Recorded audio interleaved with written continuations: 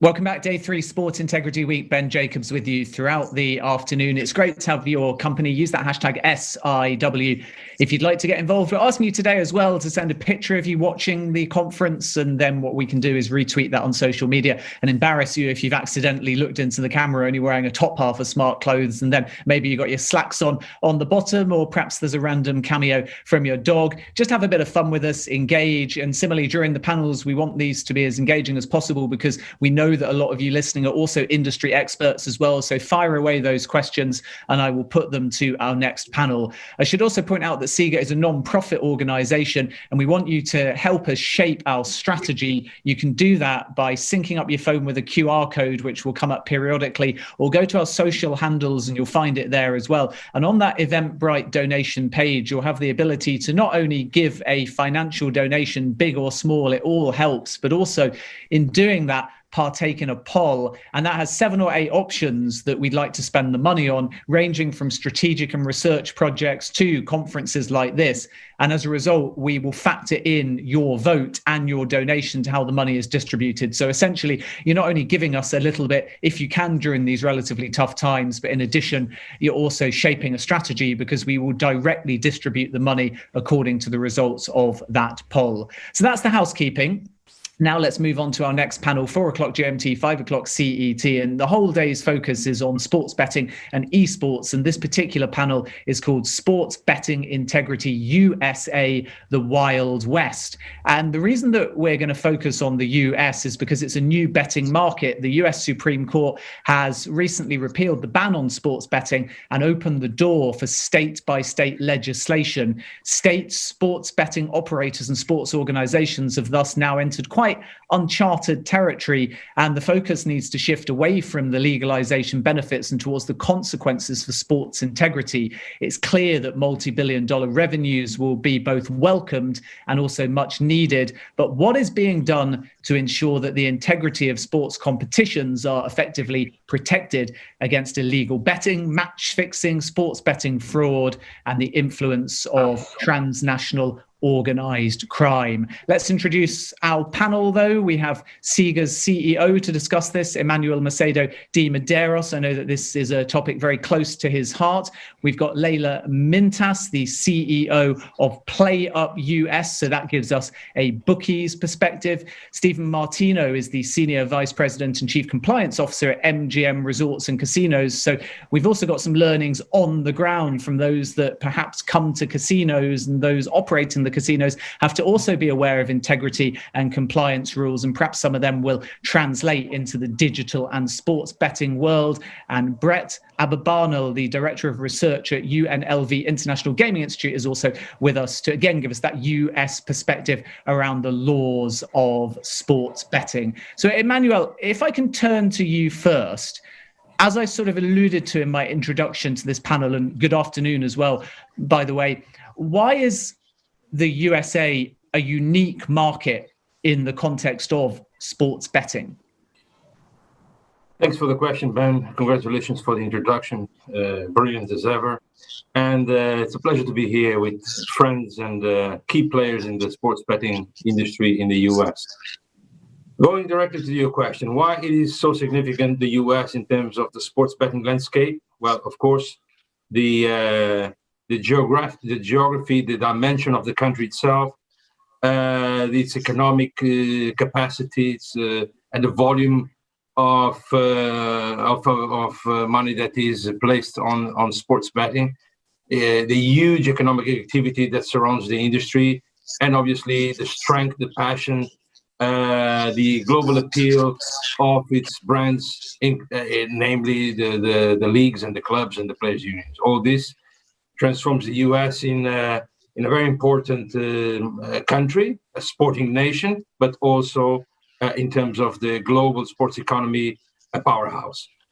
And also the fact that up until 2 years ago, we had a crystallized situation of prohibition of sports betting, with the exception of Nevada and 1 or 2 other cases in the whole country. After the repeal of PASPA, the landscape has changed, and this opened a number, a panoplia of new opportunities, but also new challenges.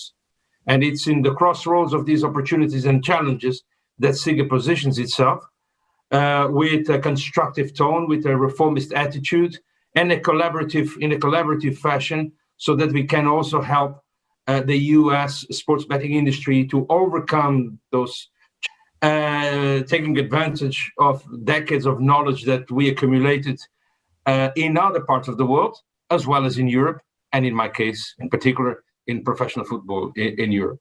So sports betting integrity will be one of the core pillars and strategic priorities of SIGA America, which is our daughter entity with headquarters in DC, but spanning throughout the country, side by side with youth development and child protection, which is also an area of great significance. And finally, the issues of sports governance with race, gender diversity, inclusion, and anti-corruption at the top. We are in a very privileged position because we obviously represent the common views and the synergies that result from a vast, large coalition with many stakeholders that can indeed render support, share knowledge, best practice, and including knowledge about what went wrong in other continents, in other sports betting markets that can constitute a lesson to the US.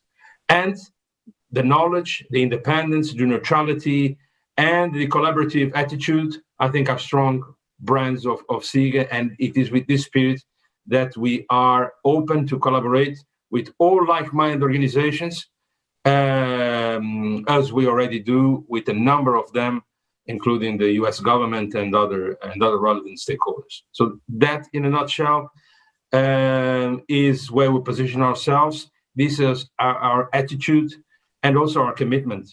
And we are glad to have excellent and constructive relationships with many years, with the International Gaming Institute of Nevada, with Leila in previous roles, and with Stephen Martino. We have been developing a very close and collaborative dialogue, which will bear fruits in the near future. Emmanuel, thank you for those opening remarks. Let's turn to Brett, because she's got the coolest headphones out of all of us, and therefore she gets to speak after Emmanuel. A very good morning to you over in Nevada, but afternoon, of course, if you're in the CET or GMT time zone. Brett, when we talk about state-by-state legalization of gambling and subsequently legislation in each of those different states, it's obviously an area of huge potential, but it also sounds quite problematic and complicated as well. What are some of the challenges now that in certain states sports betting is legal? I wouldn't just say challenges, I would say opportunities as well. One of the more unique things about the United States is that we have such a huge element of states' rights discussions on a number of different laws, not just gambling, not just sports betting or other sin industry type of activities. And so when we think about what this means for sports betting, there are certainly plenty of challenges. For example, you might have state next to state next to state with all sorts of different border dynamics because their sports betting laws are different state to state to state. That impacts not only the people who are placing the bets in these states, they might not know what they're allowed to do from state to state, but it also places a really interesting burden on the operators themselves because the ability to get a license then has to be different from state to state. I often show, when I talk about gambling generally in the United States, there is a photograph that's now, I believe, popular enough to be a meme on the internet of some of the original programmers that sent people to space for the first time. And there are pictures of them standing next to the code they wrote, and it's a stack of papers as tall as they are. And I always compare that to the amount of paperwork that you have to do to acquire a gambling license in one jurisdiction, often one US jurisdiction, which is one state. And then if you think about the fact that you have to do that in multiple different states, you then have multiple of these human-sized stacks of paper that come into play as you then figure out how you're going to be able to provide a sports betting product to the people in those states. Beyond that, then, are all the different compliance measures that come into play once you get that license. And I'm not going to go into too much detail on that because we do very luckily have Stephen on the panel here, so I'll defer quite a lot of that to him. But what I'll also say then is with regard to some of the potential opportunities of having things state by state. It does open up some potential opportunities. For example, I come from a research background to do really interesting comparative research on different policies. What often ends up happening in gambling, not just betting, is that we see different policies come into place and then they stay into place. They're not necessarily evaluated for effectiveness, especially if we're talking about something like integrity. There's a lot of potentially well-intentioned rules that can be put into place that we later realize actually have adverse consequences, not positive consequences. And so one of the nice things, at least from a research perspective, from looking from state to state, is that we can see how different pieces work and perhaps be able to advise on a much more comprehensive and valuable integrity-based set of rules and regulations for sports betting, particularly as it, as you mentioned, Ben, helps sport maintain the core integrity of this game. Sports, of course, is a bastion of society, while gambling often is treated as, as a sin industry or perhaps something a little bit that you might push under the rug if you need to. And the way that then comes into play is the way that we're emphasizing the integrity that's not just in sport, but also in its parallel betting industries.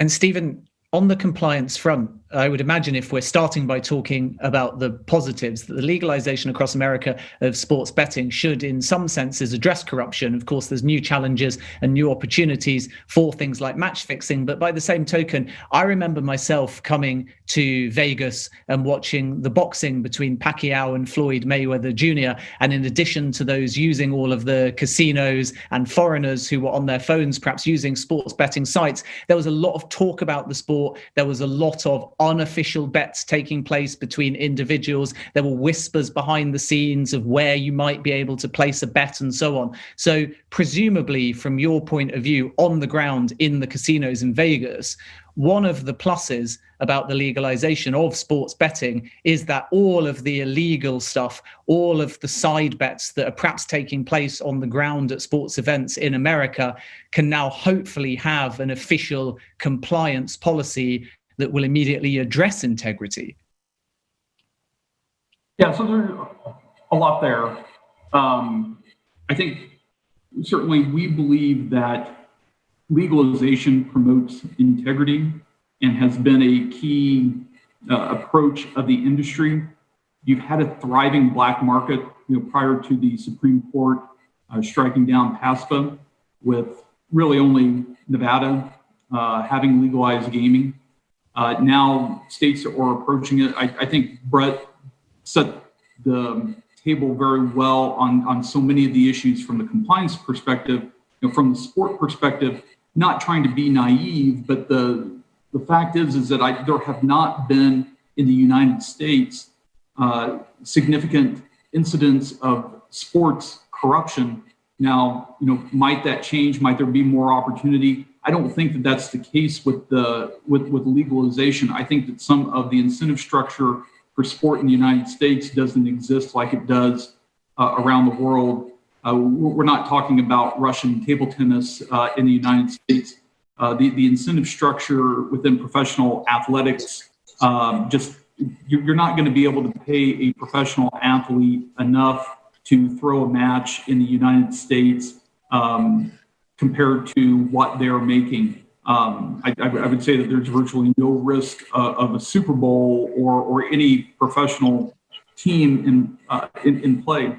So I think the challenges as we navigate this area really are on a compliance side for operators. I am less concerned on a day-to-day basis, not that we shouldn't be vigilant about what's going on with the sport itself, but really the operators coming in. And again, as Brett mentioned, and very right, I mean, we have the notion of federalism in the United States. Gaming has always been regulated at the state level. So you now have potentially a patchwork of 50 states plus the District of Columbia doing things differently. And navigating that can be extremely challenging. And in the past, you had companies that were that would buy for a land-based casino. We would tend to limit the number, except in a handful of states have had unlimited licenses, Nevada being the most. I was a gaming regulator in Kansas and then in Maryland. In Kansas, there are 4 casino licenses. In Maryland, there are 6. It's a rather limited number of people who participate. As these state laws are being developed, some are going to the land-based operators, but some are open. And I'm thinking in particular of the state of Tennessee that has no, they have a lottery, but they have no commercial gaming. Everyone in there is going to be new. You have a new regulator from a gaming perspective looking at these. And the rules in Tennessee are going to be different than they are in Pennsylvania, which are different in New Jersey. So I think the risk and the concern going forward is just in navigating and making sure that you're articulate in the different standards. That certainly doesn't mean, again, I just give voice to, and I know the focus of this conference is on sports integrity, but that has not been an issue. I think the incentive structure is not there on the professional side. We don't have, the lower tier sports in the United States like they do in Europe and perhaps Asia. Someone described it to me once as level tennis. We don't have that. Now, what we do have are collegiate sports, and not in any way to compare the two. I'm a very proud graduate and promoter of my alma mater, the University of Kansas, which feels like it has a professional basketball team. But we have collegiate sports in the United States, and but receive an enormous amount of attention and oversight. It has a governing structure. So it's not to say that the risk is absent. I think that the risk is mitigated by the structures that frankly were already in place. And over time, we'll see how this develops. Might collegiate sports adopt sponsorships with sports wagering, as sports wagering is legalized throughout the country? You said even before the pandemic, that was not entirely likely to happen. But I wonder now, because universities are so cash-strapped, or financial hardship, might they be looking for additional sponsorship where they'll look at gaming sponsorships differently than they would have before. So I think those are some of the issues that we're going to have to navigate. And I don't think it's at all clear what the answers are now, but it's going to be an interesting conversation.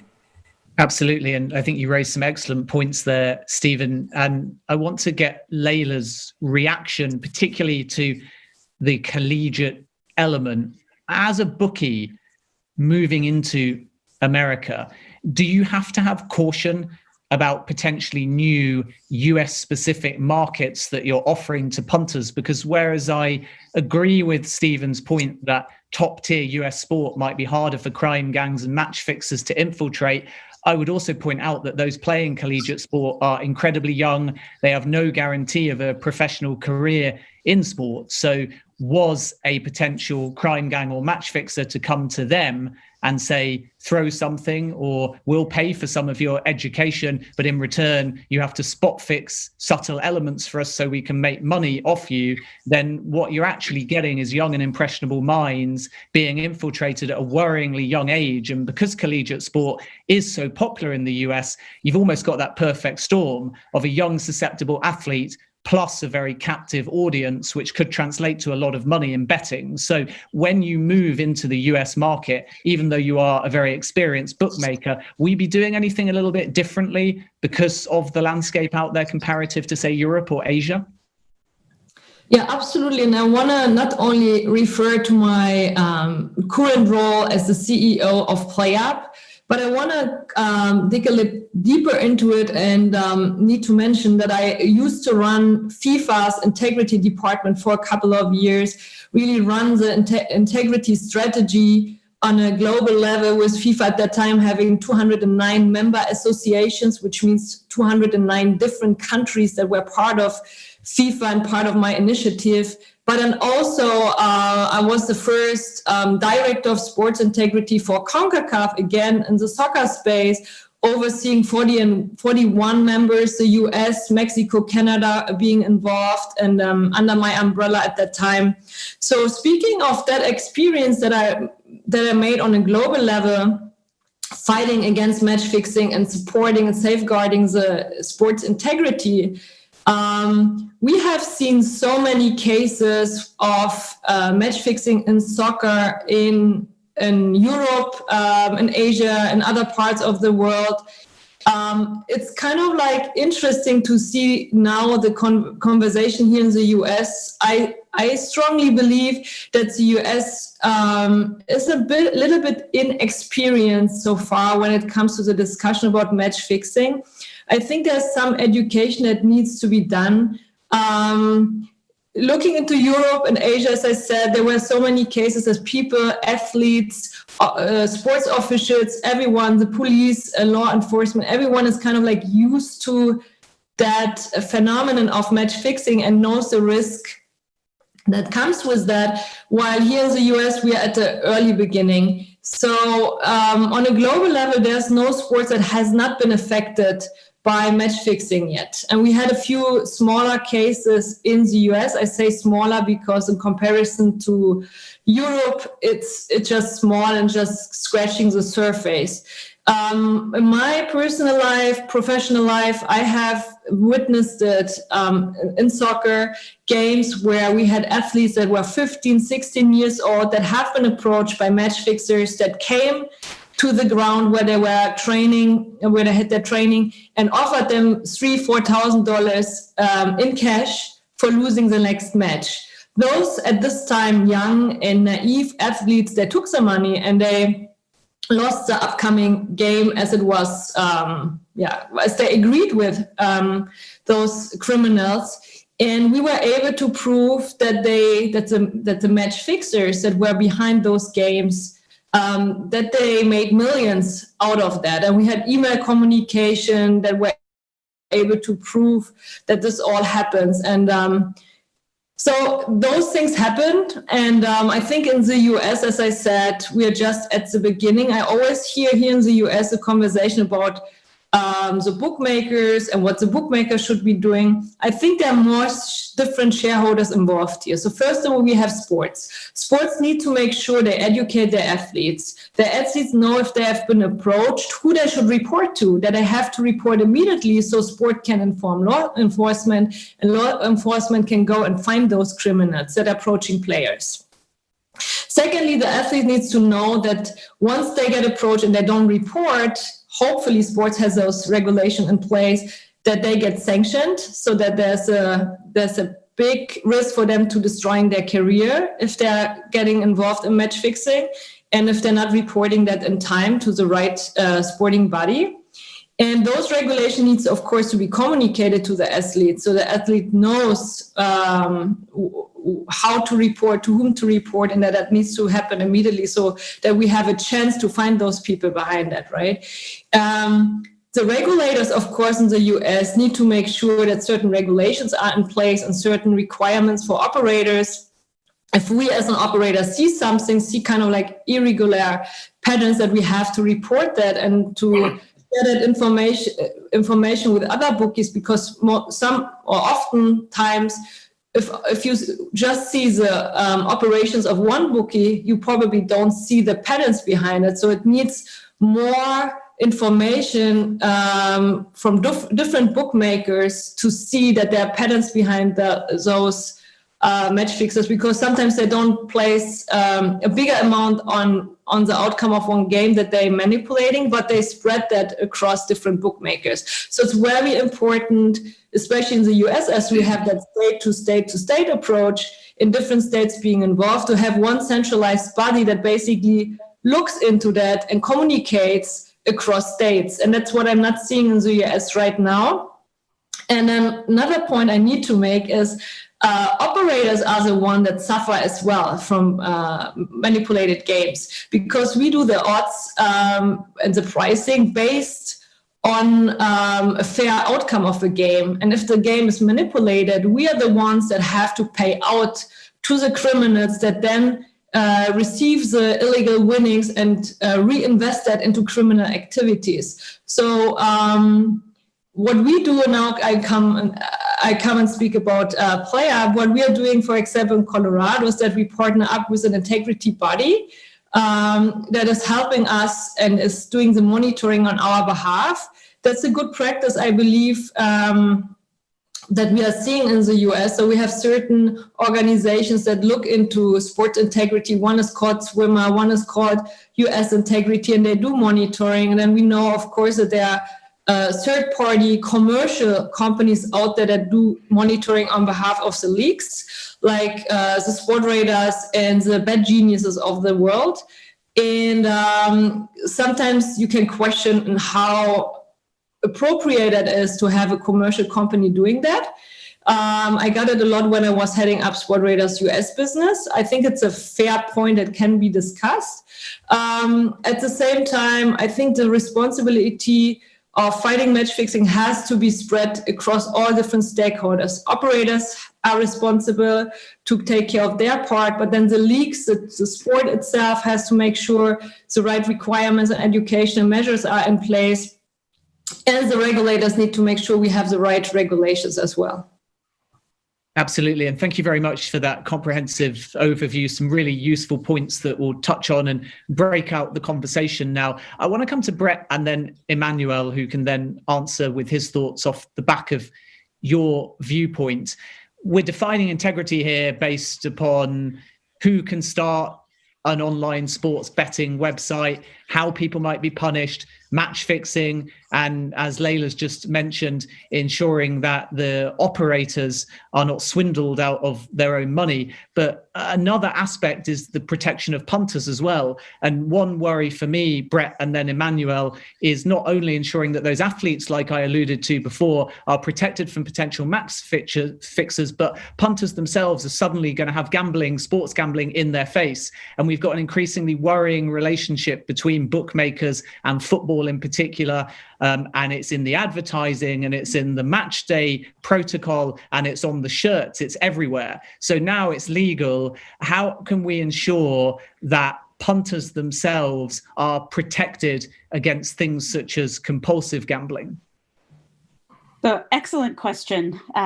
Someone has definitely told you to ask me that one. So first I would say we can't fully prevent or fully get rid of problematic gambling. People take risks. That's a natural form of human behavior. So the word that I typically like to use here is reduce or keep to a minimum.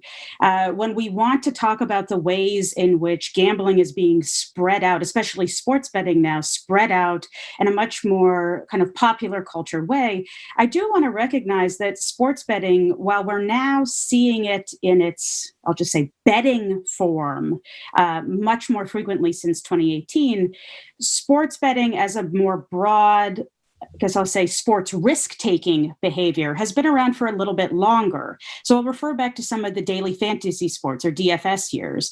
There was a period during our National Football League NFL season in 2015 where there was a study done by one of our advertising organizations that found that there was a daily fantasy sports advertisement being shown once every 2.5 minutes in America. So the idea that we're having sports gambling or betting, risk-taking, I know depending on which or stakeholder that you're part of in this world, you're going to be defining this differently. So I want to be welcoming of all of those stakeholders. I'm sure some of the people on this panel have differing views on that as well. There was very much the ability to see a way to put money on a game, whether that be a betting means or a fantasy means, for quite a while now in the United States. And so there is some exposure already to this.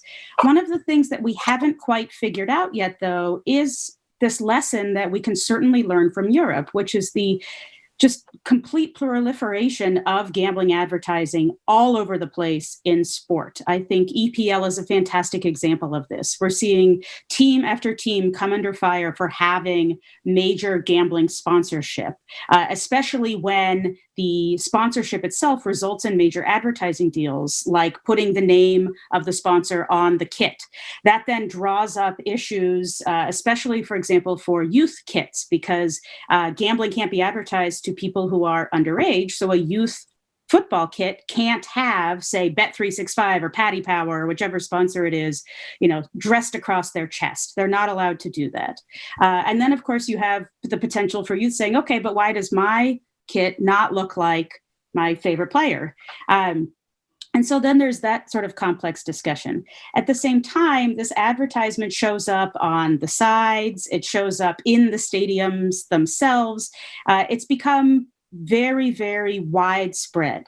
This isn't quite something that we've dealt with in the US. While this has largely come under fire in all over Europe, really, I'll use the UK still as this example, but the US hasn't necessarily gotten to the point of backlash yet. And it's possible that that's because we haven't had the experience quite enough yet. We're not right now going into major arenas due to the coronavirus pandemic. And so we're not necessarily seeing that ability to place wagers immediately. So the number one thing that I would recommend both to betting agencies who hear this all the time, and so in many ways I'm preaching to the choir here, but also to sport organizations, is to make sure you're striking a balance. There is definitely the need to have funding, and a lot of this funding doesn't just support that club or that organization. It often ends up trickling down into some of the youth organizations that are connected to your sports organization or sports team.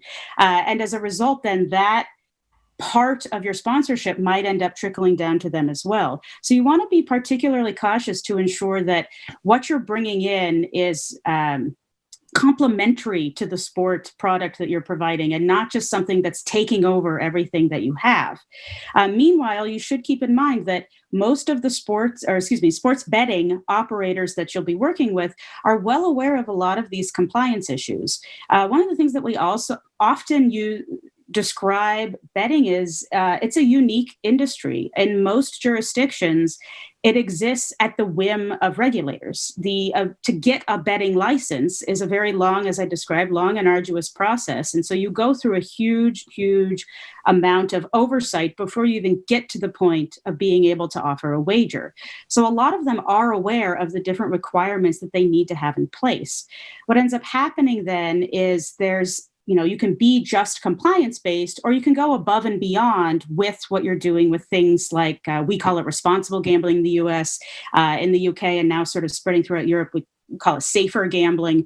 But this concept of ensuring that you're providing enough information to the people who are placing wagers to keep an eye out for their own behaviors, to be able to set their own limits or ban themselves from betting if they want to. And these are things that can be advertised not just by the betting company, but also the sports organization as well, because you want healthy fans, much in the same way that a betting organization wants healthy customers. Emmanuel, your thoughts on this? Well, my thoughts are a little bit gray, like my hair. Only in this case, it means that I'm preoccupied with the future ahead. I'll give you my reality check. I'll share with you what I think about the current state of affairs and what the future seemingly will drive us to. No country, no sport is immune to match fixing, to illegal betting and criminal infiltration. No country. No system is perfect and shielded enough to contain the waves that we have seen in Europe, in Asia, in Africa, in South America. No country can contain that unless it takes prevention with sufficient time. Now, I have seen many people in other parts of the world in state of denial. I remember in 2000 when European sport was shocked with the Hoitzer case. That was the big scandal at that time, and everyone trembled. But of course, when looking at the mirror, all leagues, all sports thought that they were immune, that they were untouched, unstained. Guess what? It was a question of time. And now what do you have? You don't have that particular scandal that completely dragged sports reputation through the mud on that particular sport. Now you have all sports. And the individual sports are precisely the more vulnerable ones. Tennis, for example. The technology has been both a blessing, but also a challenge.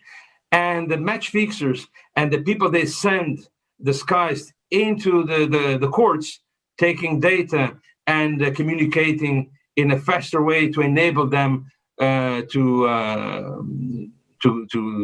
earn illegal money constitute an eloquent example. So if we want to tackle all these challenges, we need to have a strategy that is global, because the problems are global. They are not limited to one jurisdiction, one country, one state, and they must be holistic. So for me, tackling this problem requires 6 bullets. The first is regulation, definitely, because it's better to have a regulated opening of the market rather than a hypocritical system that prohibits and then enables behind the scenes all sorts of illicit activities. I could give hundreds of examples. So regulation is always better than prohibition. That is what experience shows. Secondly, we need proper collaboration between sport and law enforcement and legislators. This is why legislation is key to prevent crime, corruption, money laundering, tax evasion, fraud, and all sorts of problems. Third, consumer protection. Consumer protection against addiction and consumer protection against the so-called ghost matches, which are very common. And why? Because the data is supplied not by legitimate sources, which would be, in this case, the competition organizers, but by people who are hired to take notes, and then the reality is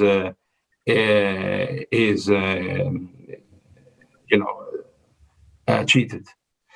And finally, I would like to say also something very important that has already been mentioned: training and education. The only way to safeguard the integrity of the athlete, the coach, the entourage, is with proper training and education to enable the athlete and all these participants in the game to know how to react to an unscrupulous approach. This requires training. Secondly, what will the competition organizer who gets a red alert on one of those online monitoring betting systems, how will they react if this red alert comes right at the beginning of the match? So these are serious questions that illustrate situations that happen in reality, that reinforce the belief that training and education must be a priority. And in that context, sports must do its homework. They need to have proper codes of conduct that establish prohibition here, yes, prohibition to athletes and coaches and other people who have privileged access to what is happening even in the dressing room, like medical staff or the technicals that perform massage and can know whether the player is injured or not. They too must be subject to a prohibition to place matches in competitions in which they are involved. And all this needs to be properly scrutinized. And finally, the funding. Who will fund all this? Because many sports do not have the means to invest in all this arsenal of measures and policies and enhance people's qualifications and credentials. And I will leave the international cooperation to the end, because that is an area where I see lots of politically correct speeches that are not putting the finger on the sensitive nerve, and I think we need to address. Because it is inconceivable for me that in 2020, an international convention that was approved 5 years ago is not still in full implementation, in full swing across Europe and beyond. But we can discuss this later. Thank you for that, Emmanuel. Just before I turn to Stephen and Leila, Brett, I know you wanted to come in and respond to one of Emmanuel's points. Actually, I would say I want to add on to what Emmanuel has said, and also Leila as well. They've really described thoroughly all the different ways in which there are a lot of complexities involved in this network, which makes it incredibly important to have something like a communication network to figure out where there might be fixes happening.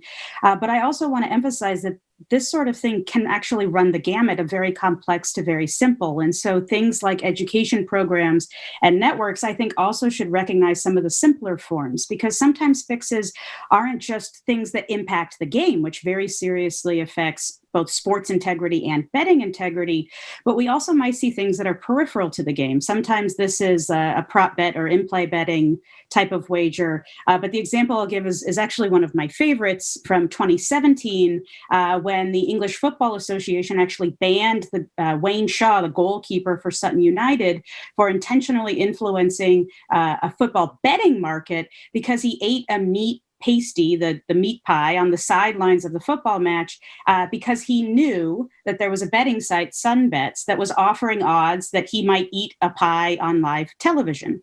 So this didn't actually impact the outcome of the match. So the sport integrity, in many ways, the match integrity was maintained. But then the other elements of sport were otherwise affected. And so this fix of a wager was related to media consumption of sport, not just the sport itself. And so I think that when we talk about some of the complexities here, there's also this role of the media and the way in which spectators consume sport too. So we talked a little bit about protecting sport. We talked about protecting the betting agencies. We've talked about protecting punters and athletes, but I think also spectators are an important part of this discussion as well. So just to kind of continue adding to this network of things that we've discussed so far, I want to make sure that that is also included.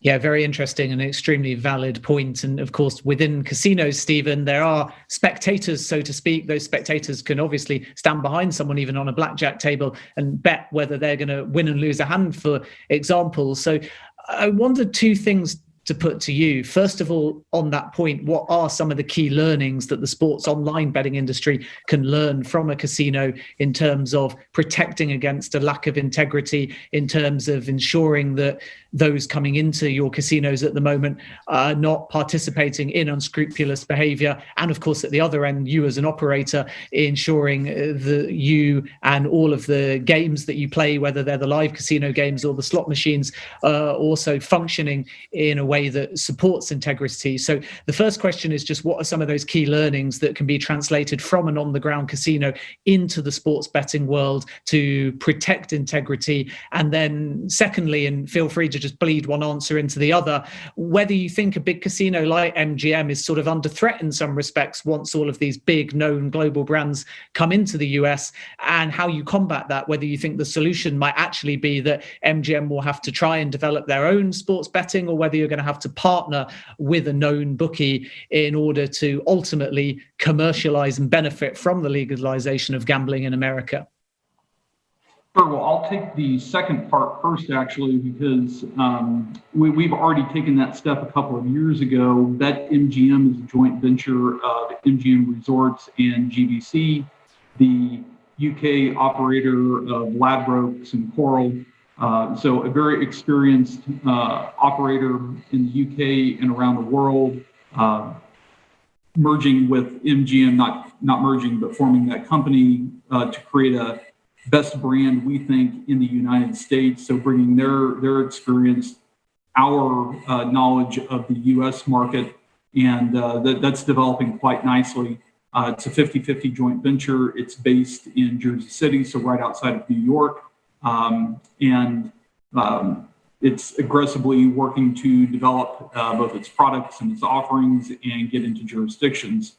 So I think we saw that as a necessary step quite some time ago, and have done that. And I think, and I can't speak in detail to other operators, but certainly I think that's been the case with many in the United States who have joined up with UK or international sports wagering operators. On the first part of your question, I would just say I think that the United States has a regulatory regime that has promoted integrity in its land-based casinos really since the legalization of gaming in Nevada in the 1930s. But if you really think about, gaming was legalized in New Jersey in 77, 78, and then you really started getting the proliferation across the United States starting in the early 90s. South Dakota was 89, and then in the Midwestern states in the early 90s. And so I think Brett talked about this again a little bit. We have this approach of a state by state for legalization and regulation of gaming, but that has served, I think, generally the industry of gaming extremely well, and believe going forward that strict but regulation of sports wagering that's going to mirror what we've seen in the land base that, again, I think has served the industry well in keeping bad actors out, promoting best practices. Certainly say that in the states where MGM operates its land-based casinos, we have a good relationship with our regulators. It's constructive. We have dialogue. And I think before sports wagering was legalized, there was a notion by gaming regulators that they needed to modernize the industry. You had a lot of regulations that were coming up 25, 30 years old, and that's not counting Nevada, which I think has always been a dynamic jurisdiction and has embraced technology, but to keep up to date. But careful oversight, background investigations. I can tell you just from my observations in working that the notion of U.S. regulation of gaming is quite a bit different than what I think European and UK-based operators have seen and experienced. And there has been a transition that they have had to make. And before, where you would perhaps go into a jurisdiction based on an attorney's letter that this complied with European law, or there was an absence of any express legalization, but nothing on the books that would expressly prohibit it. Again, this has been discussed, but that's just not the standard in the United States. The default position is that gaming is not legal and that it requires an act of either the people or the legislature, and then is supported by a thorough regulatory standard. So I think as sports wagering expands in the United States, as more states adopt it, and frankly, going into states that don't have commercial gaming, maybe even some, again, as I mentioned, Tennessee, that doesn't even have tribal gaming, they're putting together new approaches. But that's going to be healthy, but it is going to put pressure on, frankly, compliance departments, gaming attorneys to understand how it's going to be organized. But that approach, I think, will serve us well because it has served land-based gaming in the United States well for the last 30 years. Thank you for that, Stephen. Layla, I'd like to bring you in to discuss the monitoring from the perspective of a bookmaker. PlayUp will obviously have a global feel, and thus people looking at match fixing or bizarre bets, if you like, from a variety of different angles. And one of the problems in terms of integrity is, of course, that a punter may bet in Las Vegas on your website, but the person fixing it could be in Malaysia and the sport in question could be European. So it's obviously a very complicated process to find out who's behind it and then how you can shut it down and then what legal jurisdiction you're into, if you like, get your money back, especially if you've paid out and then learnt about something. So this ties in therefore to a question by Steve Pastorino, the Senior VP of Business Development at US Integrity. He asked, what are the options for US-based integrity monitoring? Is it fair to suggest that a US-based independent solution is more viable than a European or Asian-based integrity-based solution? What are your thoughts on this topic from the perspective of a bookmaker? Yeah, so it's always hard to investigate and sanction cases of match fixing because always multiple jurisdictions are involved. And the example that we're just given is perfect to highlight that. Therefore, as I said previously, I think there is something like a centralized body necessary. I want to kind of like outline one point that I think came a bit short in that discussion here today so far.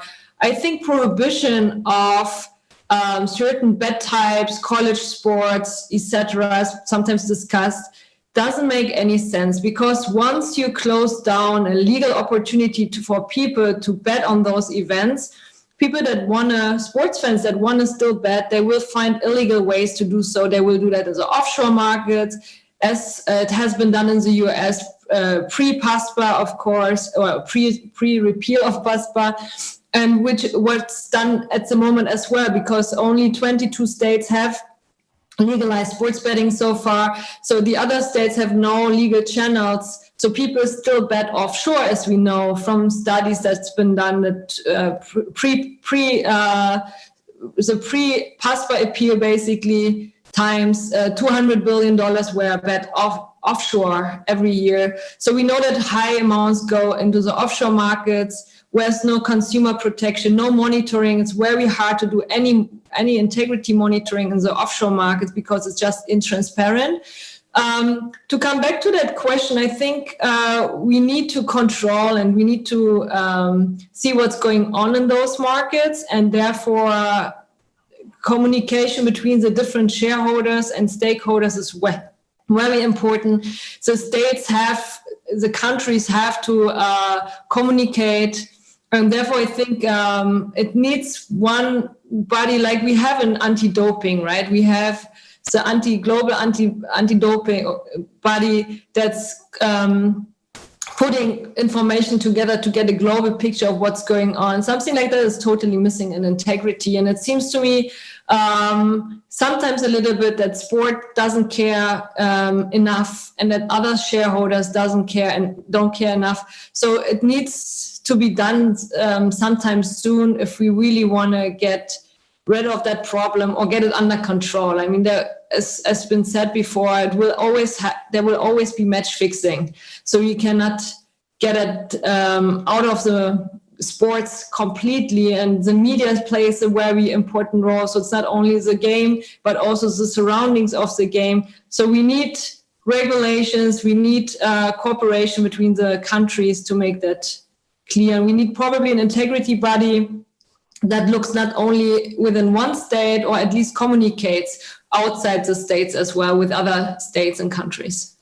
Emmanuel, it's a little bit of a tangent, but it pertains to integrity, and I think it's important in this context. But briefly, could piracy also be a concern as betting moves to the US? Because what we see in Europe is an increase in in-play betting markets directly results in a desire from those betting to watch streams. And if a series of elite level all the way down to college sport and even semi-professional sport filters its way into a US betting market, then naturally people are going to start searching for those streams. And in doing so, there's a danger, if they're not readily available or you have to pay for them, that illegal streams could find a windfall in all of this as well. Or alternative, of course, a particular bookie might choose to try and get more games on their own network, which in itself could encourage people with gambling problems to sign up to those networks and place a bet in order to watch them because they've got a passion for sport. So you can see a series of different tangents and pathways where potentially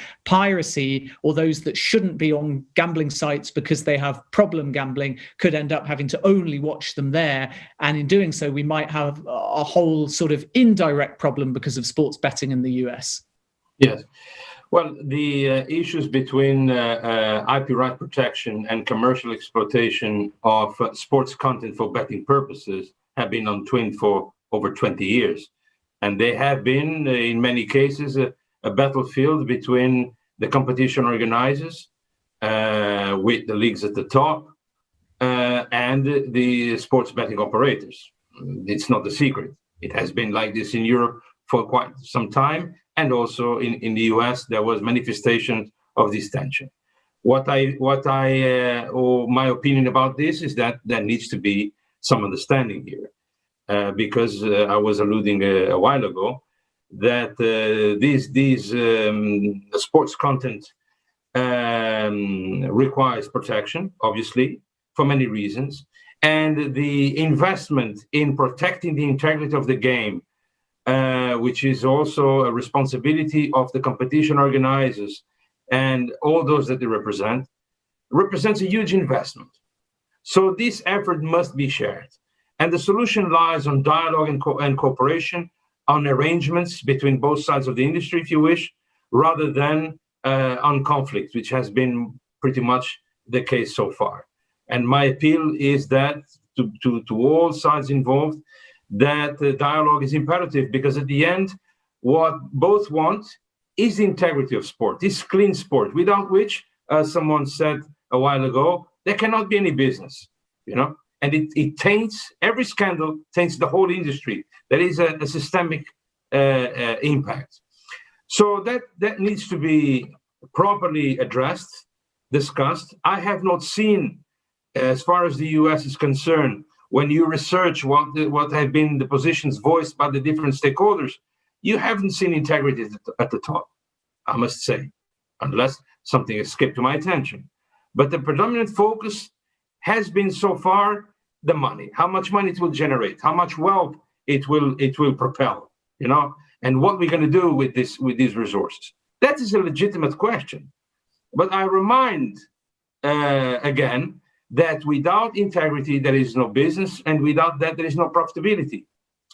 So the key for that lies on integrity. MGM casinos are a success because people rely on their integrity mechanism. They know that this is a place where they can go and without concerns regarding integrity. So this is the bread and butter and the soul of any economic system. But as Laila was saying, these are matters of global concern. There might be adjustment and specificities from one territory, one jurisdiction to the other, but in reality, we are talking about a bulk of issues, threats, and challenges that require a common approach. It's the only thing that makes sense. And there is much information and knowledge to be shared, which has not been explored to the fullest.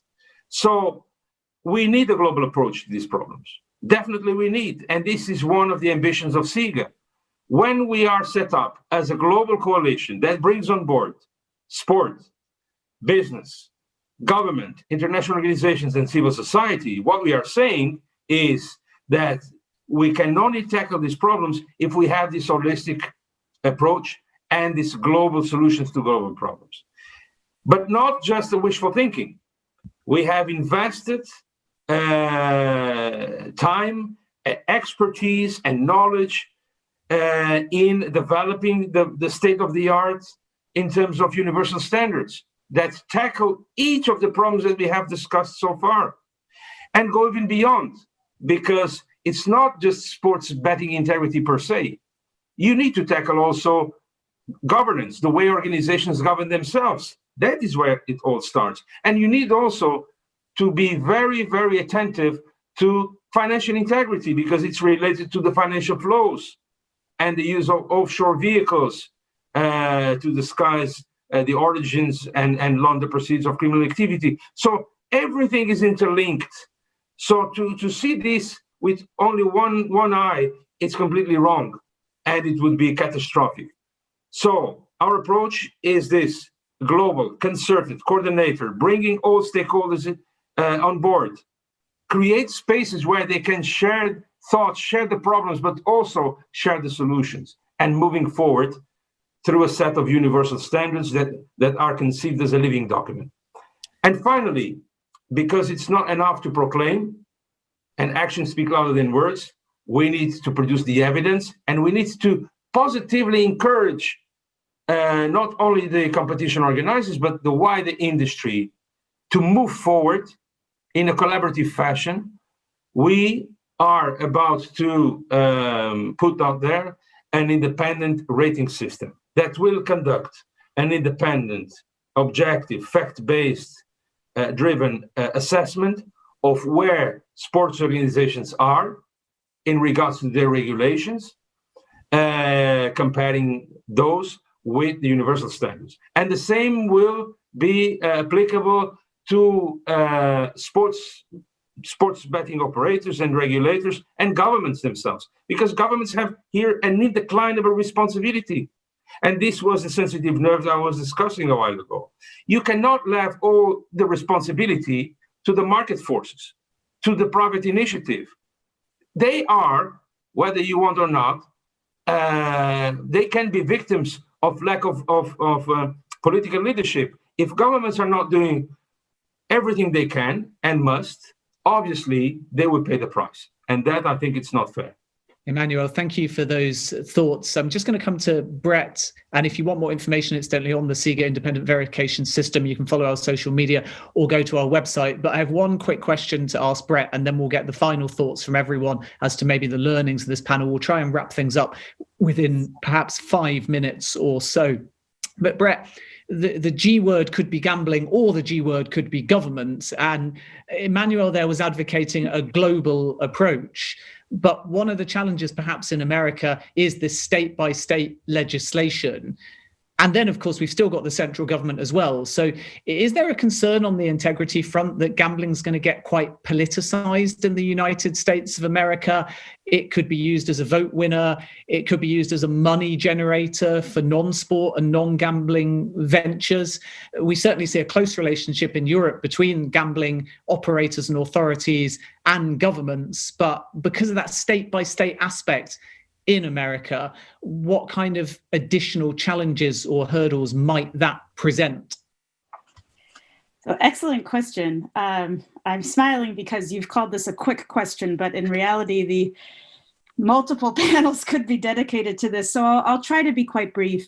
In some ways, I almost have a non-answer. It's the traditional academic answer of it depends, because it really does. Each state is doing everything differently. So the relationship of sports betting with politics is different in every jurisdiction.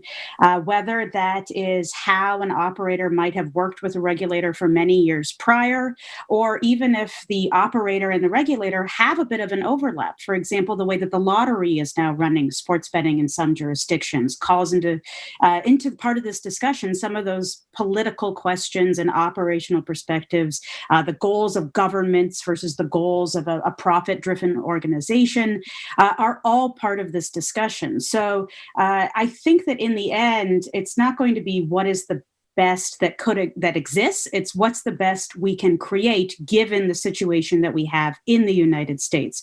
And so we have to take into account how all these different states are approaching sports betting, and then go from there when it comes to doing the sorts of collaborations that Leila described extremely well. Thank you for that. In terms of all the different elements that the stakeholders have to bring to the table. And from there, I think we might be able to find something that brings all of these different groups together, not just stakeholders, but stakeholders in each of these unique jurisdictional instances. Thank you for that answer. And like you say, I'd love to hear more. I'm sure a lot of people would. Perhaps over the course of the week, we might get you to write a blog, or we might do a podcast, and we'll come back to this at some point anyway, so we can develop that specific point. But I am going to start to wrap things up, and I apologize if we have to rush to an end, but our hour is up. We've got a few minutes, though, to turn to each of you and get closing thoughts as you see fit, whether that's a reaction to what we've heard in the panel, whether that's looking forwards at solutions to protect integrity, or just some general thoughts specific to your individual roles. So Leila, if I could turn to you first, please.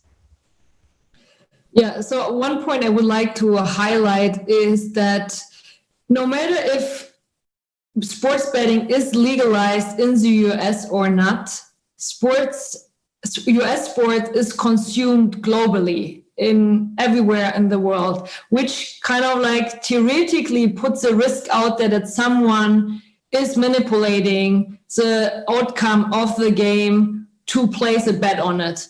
So that's my first point, because no matter if we legalize sports betting in the US or not, games might get manipulated.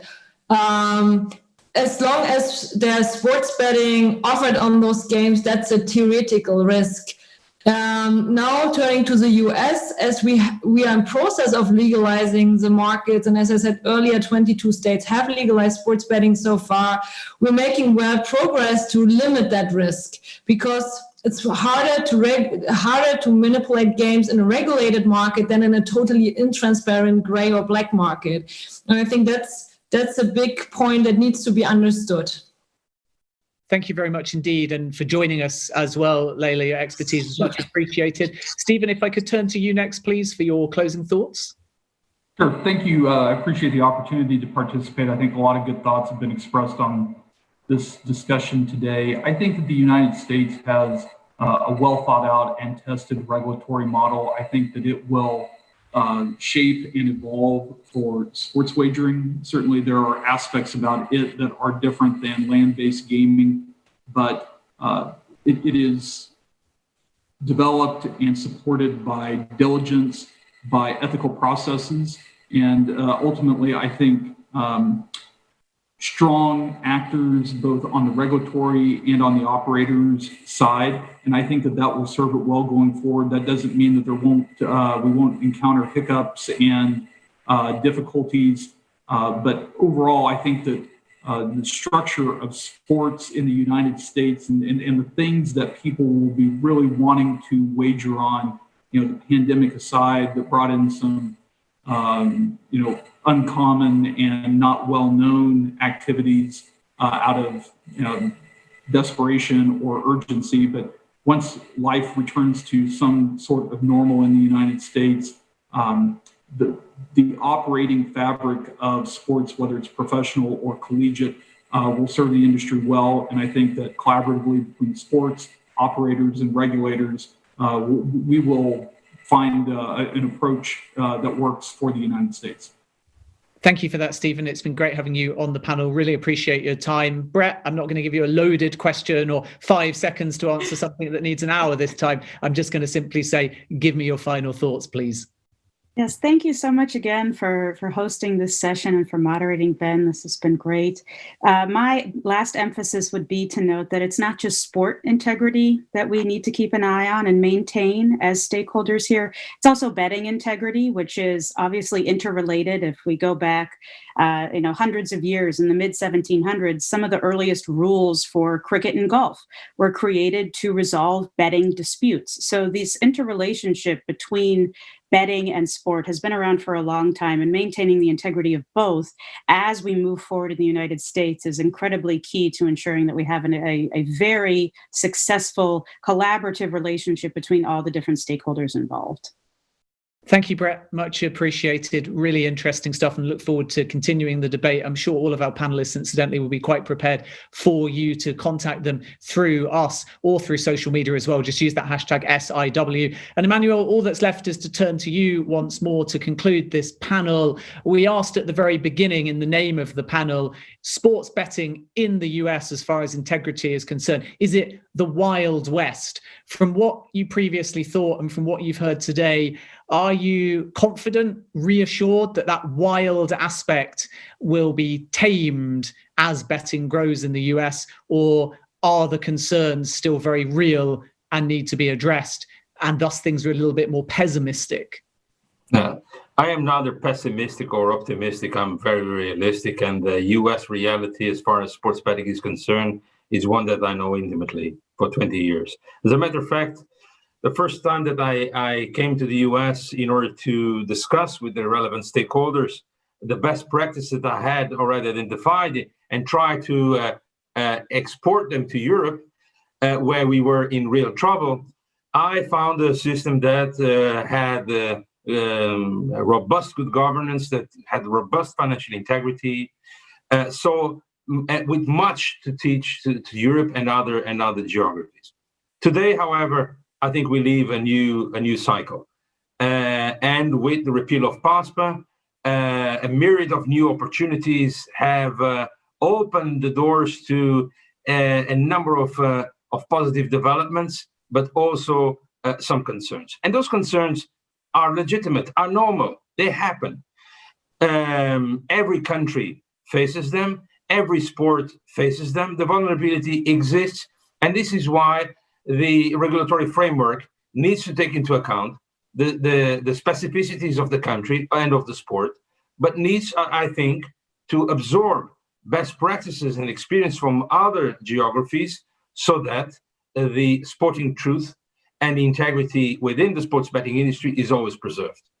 I said, and I repeat, integrity is what feeds the passion of the fans, and the passion of the fans is what feeds the global appeal and the so commercially successful industry that we have. What are we prepared to do? Obviously, to continue to learn and to cooperate with all relevant stakeholders, from the public or the private sphere, with open door policy, but also offering our set of universal standards, which addresses the global situation, the global threats, the global realities with proper policy. And they are open to a continuous improvement, but I believe that in the current stage, they are the most robust set of universal standards in the market. We would like to extend our invitation to be considered, and we welcome inputs from all the colleagues that are here with me in this webinar and others out there. But more than this, we cannot look to sports betting only from the lenses or of the leagues or the regulators or the operators. We need to look also from the lenses of the consumers, the fans. They are the ones that they are the driving force of all this amazing sport and industry, and they deserve clean sport. So everything that we can do to confirm their perception that what they see on the pitch, on the court, on the tracks is real and is truthful, that is an investment that is worthy. And this is why to ensure to the sponsors, the broadcasters, the fans who invest their passion and their money, that these regulatory measures are in place, we have also developed the first ever independent rating and verification system in an attempt to name and fame, identify the best practices, stimulate, encourage progress. And I think in that matter, we are always trying to move forward and learn with each other. And this is what brings SIGA to America, with a collaborative and positive and constructive attitude. Great stuff, Emmanuel. Many thanks for that conclusion. And once again, a huge thank you to Layla, to Stephen, and to Brett as well. So that concludes our 4GMT 5 CET panel. We'll try and get these up online on YouTube and on social media as well. And do keep engaging with us using the hashtag SIW. Thanks again to you for participating as well. And do join us again in about 20 minutes time, 5:30 GMT and 6:30 CET, for our final panel of day 3. That's betting and sports, a match made in heaven. But for now, goodbye.